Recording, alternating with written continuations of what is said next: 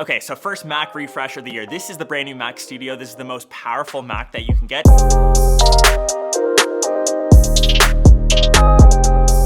And interestingly enough, it went in, I guess, like 2 different directions. So you can get this now with the M4 Max. We've seen that chip before, for example, in the MacBook Pro line, but Apple also released a new chipset altogether, the brand new M3 Ultra, which this also has. So it's less than the M4 in terms of like numbers, but it's technically the most powerful silicon that Apple has made.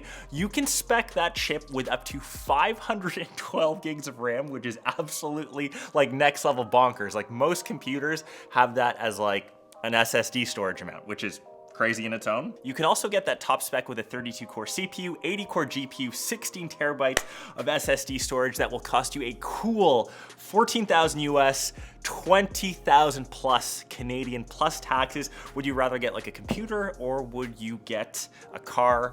Anything else? Would you get a cheaper like M4 Max? The M4 Max, on the other hand, starts at $1999 US, or weirdly enough, $2,700 Canadian. I feel that conversion doesn't make sense, so that's actually good for us with our peso going on. But anyways, the overall form factor hasn't changed at all. So you can see from the box, I did a quick little unboxing. It's still like one of the most premium products that you can get.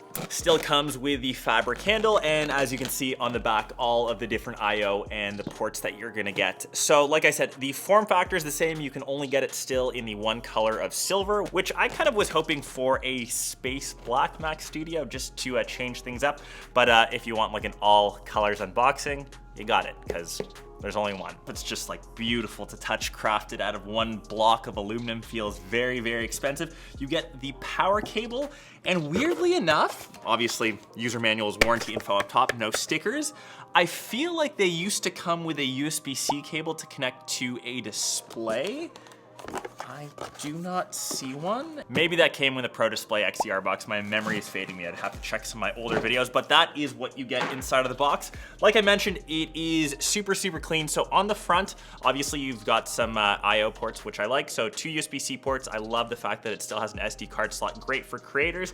And on the back, you've got the 4 Thunderbolt 5 ports, Ethernet, obviously power, 2 USB-A, HDMI 2.1, and a headphone jack. And on the bottom, to see all the money that you've spent, you've got Mac Studio in nice aluminum kind of milled in. And like I said, it's the exact same form factor as the older gen, which I'm actually currently running over on that side. And I will bring the Mac Mini kind of up to do a bit of a size comparison. So also in silver, which I like. Obviously on the Mac Mini, you've just got the 2 USB-C ports on the front, the controversial like on and off button on the bottom, which I don't really care about, and obviously some of the IO on the back. But look at that form factor, look at that size difference. Obviously, like the thickness and footprint is the big one, but I would say most people should kind of just get the Mac Mini. You can still get this with the M4 Pro if you want, and like I said, 95% of you out there won't even scratch the surface of this. So if you are speccing this with the M3 like Ultra, I saw some use cases when I was in New York for the briefing for this. They were showcasing a lot of 3D rendering, placing different assets, running LLM scripts, a lot of things that the normal person doesn't do, and probably if you're in that field, your work is paying for your computer anyways. To spec a computer with 512 gigs of RAM, if you are like that baller to drop that kind of money, like all the power to you. To most people just like watching this, overkill. Like trust me. It doesn't stop me from wanting to spec it, but obviously my wallet, my mind, my wife would all disagree with me and say that I'm crazy. So most people that get this, you're gonna pair this to say some sort of display, studio display. Let me just pair it to my Pro Display XDR. Setup is super simple, so just remember this doesn't come with its own peripherals. So I've just got some older ones here. I've got like my older Mac one. I've got this one from Keychron, which I use. So just remember that if you're dropping like 20 grand, you still do not get some of the nice accessories. Say if you drop like a fraction of that. For an iMac, you would at least get that, but that is what it is. I'm assuming if you're getting this, you have something. So I'll just connect. Welcome to Mac. And yeah, just like that, we've got this connected. And like I said, you can see the exact spec that I have. So M4 Max, 128 gigs, like 4 terabyte drive. This is still probably overkill, so obviously editing all my stuff in Final Cut, my MacBook Pro handles it, so even when we're throwing stuff into this timeline. Super, super smooth. Let me know if you're in the market for a Mac Studio. Like I said in my initial unboxing, if you're eyeing this, I think most of you can get by with just a Mac Mini.